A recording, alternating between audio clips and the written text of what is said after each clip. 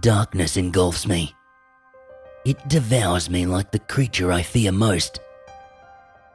I try opening my eyes, but there's no difference.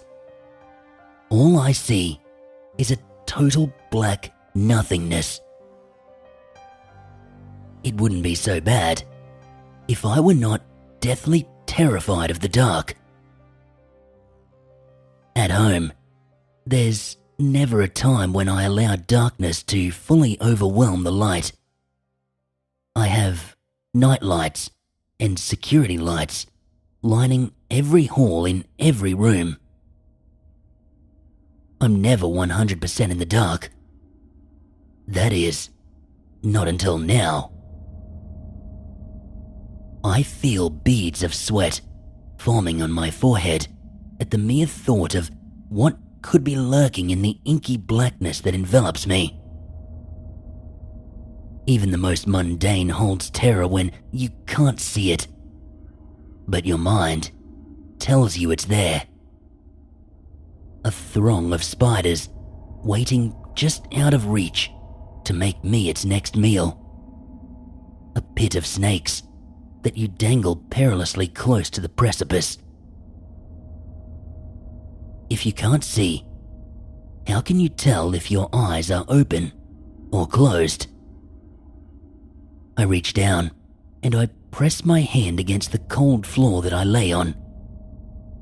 I stretch out my fingers, leaving them flat to feel it. The cold, it creeps into them, its tendrils invading my body like a virus. It feels like the darkness is digging through my skin, deeper down inside me to my bones, to my marrow, to my soul. I'm lost in this sea of gloom. I don't even know where I am. I'm terrified to make a move, lest I tumble over the invisible edge. I don't know how I got here. I don't know where here actually is. I've got no idea why I'm here. Unless, as fearful as this mysterious place makes me, the thought of unless chills me to the marrow. The darkness is even set aside for a moment in my mind, displaced by this thought of unless. It seems so long ago, and at the same time, it feels like it just happened. The deepest, darkest place in my soul. This thing that I keep locked up tight, never to ponder, never to discuss. The unless it is untouchable. Only in my worst nightmares does my subconscious toy with the idea of the unless. No, I cannot let it consume me. My thoughts, running rampant, will not help me to discover what this place is. I must do that first, if the miracle of escape is even possible. Slowly, I slide my hand outward as far as it will reach. Each micro moment, prepared to withdraw it if my harm is approached. With my senses diminished, the only way to search for harm is to sacrifice my hand. Like sending out a scout to see if the area is clear or if the enemy is close by. My hand reaches its limit unmolested.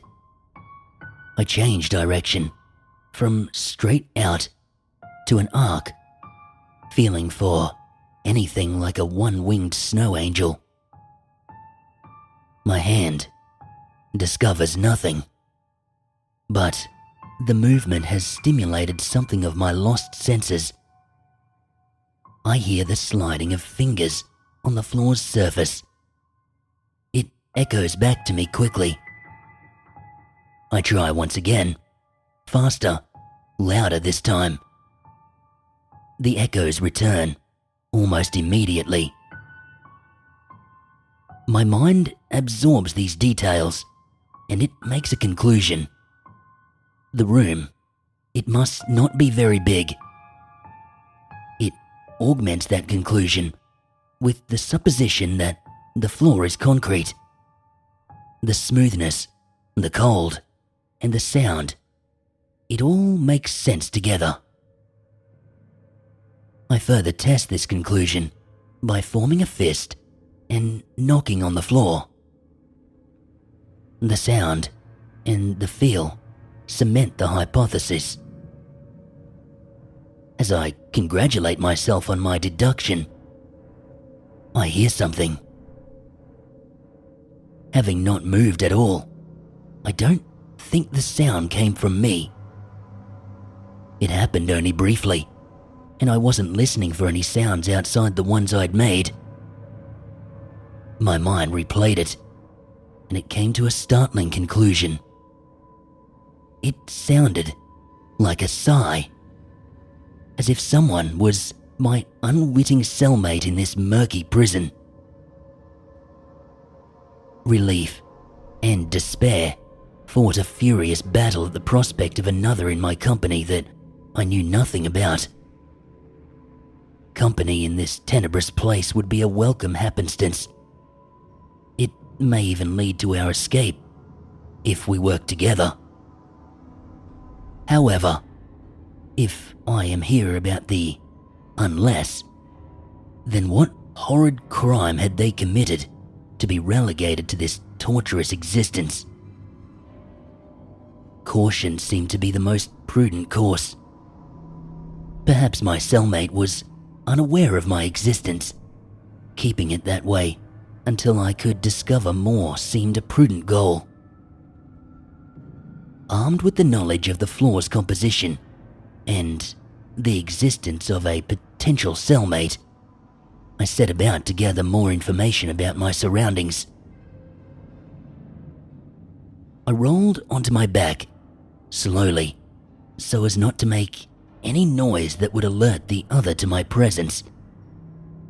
I then used my second arm to search for any obstructions within its arc. Finding none, I proceeded to move my legs as far to the side as possible, completing my concrete angel. Next on my list for this absurd exploration, I slowly rolled over onto my stomach, making sure to feel as far out with my hand should a sudden drop-off prevent itself unannounced and end my journey in the most horrific fashion. Finding nothing to impede my progress, I took the next step of taking my first step. As I did, my shoe brushed the floor, making a sound that, under normal circumstances, would barely be noticed. However, I was not under normal circumstances.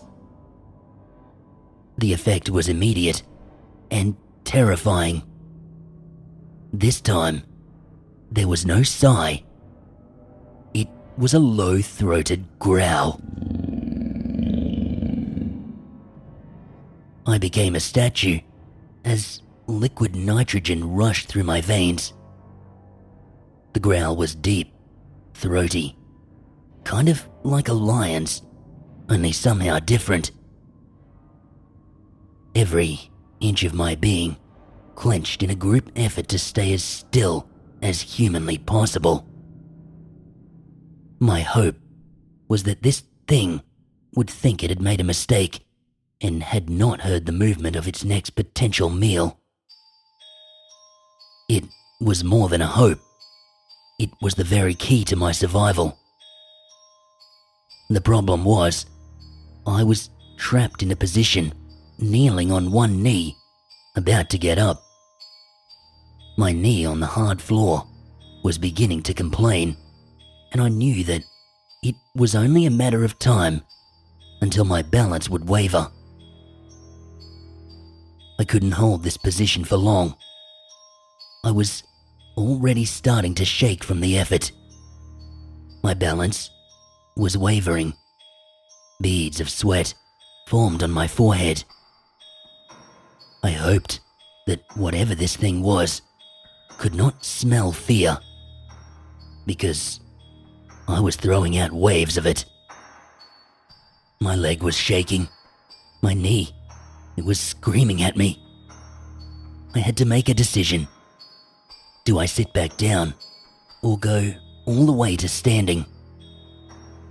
Whichever I did, it needed to happen fast before my knee gave out and I collapsed to the floor in a noisy heap. I decided to stand, putting one hand on my knee and the other to the floor. I pushed up and ascended. As I rose, my knee popped. It was not painful, but it was loud in this quiet room. So loud that it echoed back to me. I made it all the way to standing before I heard that growl again. This time, it was not alone. It was followed by sounds that were much worse. First was a sniffing sound, as if it was testing the air, searching for its prey. The second was the soft, yet unmistakable sound of a footstep. I didn't breathe as I waited to hear another. I listened for any sound, and unfortunately, I heard one. It was this thing's breath. It was long, and it was slow, as if this monster's lungs were huge to accommodate a massive body. The sniffing continued, but the second footfall, it did not come.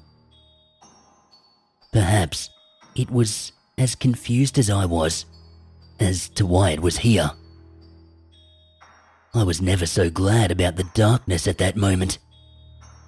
I was still terrified, but at least I had the dark as my ally, if only for a moment.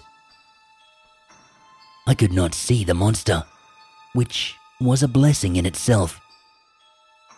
My imagination was already picturing the most horrendous, demonic thing that ever cursed this planet with its existence. But the darkness, it was a double-edged sword. It couldn't see me either.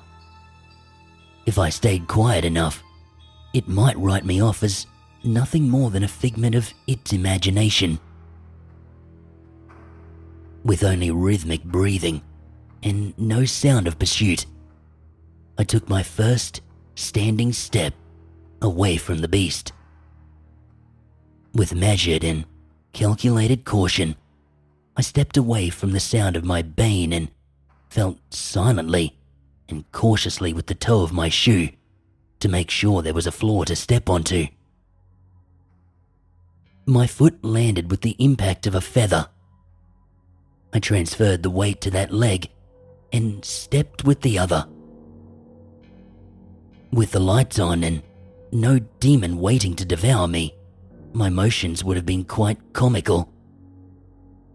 As the situation was, they were anything but. I continued the arduous task of silent escape, listening intently for any change in the monster's breathing. Time had no meaning in this place, but if I were to guess, I would say it took me nearly half an hour to take 10 steps. The 11th step, however, was the problem. When I put my foot out, it hit something. I immediately froze. I couldn't tell if the something had been hard like a table or soft like another beast lying in wait for some stupid person to stumble on it. I drew my foot back and I waited to see if whatever it was would react. The darkness did not abate. At times, I considered holding my eyes closed. At least that would keep them hydrated. For some strange reason, it also seemed to help my focus. I listened for any sign that this object was alive and/or about to devour me. After a few moments, the only sound I heard was my own breathing. Tentatively, I stuck out my foot and I touched the object again. It was hard, unyielding. I reached out with my arm and also touched something solid. I felt around it and bent all the way down to the floor. It was a wall. The rough texture and the ridges told me that it was made of concrete block. I reached as high as I could, even getting up on my tiptoes, trying to find anything useful.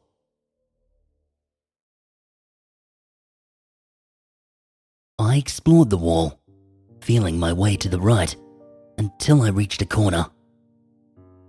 As tempted as I was to turn and feel down this new wall, I knew it ended on the side of the room where the monster dwelled. I had no desire to approach that thing without light and a very deadly weapon. As much as my fingers had become my eyes, my ears had become my sonar, staying tuned to any sound at all. To this point, there hadn't been much. That did not last, unfortunately. There was a shuffling sound that made me freeze. It was followed by the sounds of scraping on the concrete floor. Its soft breathing had gotten deeper, steadier. It was getting up. I stood in my corner, not moving, barely breathing, as I heard one soft footstep after another, getting louder, getting closer with each step. It was curious about the other side of the room, my side of the room. I had to focus, not to give it a strong smell to follow. I hadn't been to the bathroom in hours. Not that there was a bathroom in here that I knew of, but I would have used the other corner and then never returned to it until nature called again. As the monster continued across the room, I could hear sniffing. It was hunting for me. My nerves told me to run. My mind told me to stay still. My bladder didn't care, as long as it was emptied soon. The footsteps continued to approach. There was no doubt it was searching for me, and it would find me. My mind ran through every option available in a blindingly dark room with a beast searching for its next meal that was slowly approaching. I hugged the wall and I started towards the other side of the room.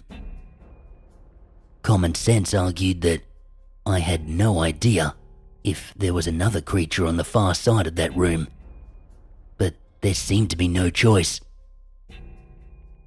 As we continued our silent dance, I pictured this thing passing by as I slid along the wall towards its side of the room.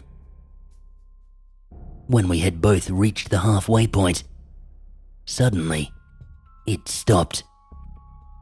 I froze, and I held my breath as it sniffed the air. For a long moment, this thing was totally silent. It seemed to be holding its breath, as well as listening for me. I kept my eyes squeezed shut, and I focused on being totally still.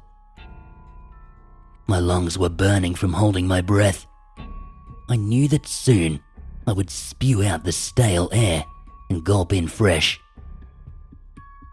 I also knew that that moment would be the end of my life. The creature would know I was here, and it would use the sound to track me and tear me to shreds as it devoured me. The countdown had begun in my mind. It was a matter of seconds until my lungs gave out and I had to breathe my last breath. 10, 9, 8, 7. I heard a footstep. The creature, it was moving again. I held my hand over my mouth and I slowly exhaled. Then, just as slowly, inhaled again. It was difficult to keep my oxygen-starved lungs from demanding more air, but I was able to catch up quietly without breathing so hard so as to make a noise.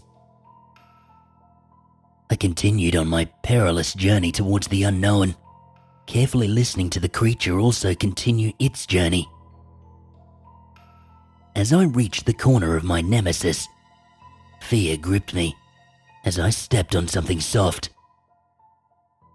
I waited for an attack that never came. Slowly, I reached down to explore this newfound softness. It was hair. Soft fur, the kind that an animal would shed. All of my suspicions were now fact. There was an animal here. It was not just my imagination. My fear and my anxiety were fully justified. As I made my revelation, I heard my nemesis reach the far wall and bump into it. It then began sniffing in earnest. It must have caught my scent. It knew that I was real too. The sniffing was getting closer. I allowed myself a single moment of panic before the realization that the only thing I could do was continue my course around the room. I made my way around this blanket of fur and headed for the far wall, feeling as I went for the one thing that may hold a potential rescue: a doorknob. So far, there had been no indication of a door whatsoever. I prayed that the unexplored wall would remedy that. I continued on this insane and deadly game of ring around the rosy, stepping up my speed as much as possible, while still staying silent. It's one thing to know you're being hunted. It's another thing altogether to ring the dinner bell by giving your position away. I was counting on it, becoming confused when it circled back to its own nest. It was still as dark as ever, and apparently, this thing didn't have any better night vision than I did. I reached the far corner, and hope surged through me that I would find a door. My escape seemed imminent. I stepped up my search, going faster along this wall, but also feeling as much of the surface as possible in search of the desired door. My hopes came crashing down when I reached the next corner without finding anything. It couldn't be. It had to be here. How else had this demon and I entered the room? My despair crushed me like a ton of bricks. There was nothing left to do. This thing would eventually catch me. There was no escape. In the middle of my pity party, I noticed something. The room was silent. I couldn't hear it sniffing. I couldn't hear it breathing. I had no idea where it was. I tried to keep my breathing under control as panic washed over me. There was nothing to do now but wait. In the darkness, I felt something soft brush against me. It had found me. The subtle growl was no longer across the room. It was right here in front of me. I felt a river run down the inside of my pants as my bladder finally gave up the fight. A sharp claw ran across my throat. Not hard enough to cut, but enough to let me know that I was about to die. I couldn't take it anymore. The darkness, the silence, the menace. I screamed at the top of my lungs. I screamed over and over. It wasn't even words, just primal sounds that escaped me. Every wail as a baby, every cry of pain, every shriek of fright as I woke from a nightmare. I let them all out. The screams of my victims as they suffered at my hands. The screams of their families as the court had sentenced me. The screams inside my mind, in a cell, alone, thinking of the unless. The unless. The unless. The unless. Suddenly, the lights came on. I covered my eyes to ward off the brightness as I slowly adjusted and was able to look around the room. That thing was gone. No, it couldn't be. I looked over at the wall where I had walked through the fur, but there was none. I looked all around, but there were only blank walls. Where is it? Where is it?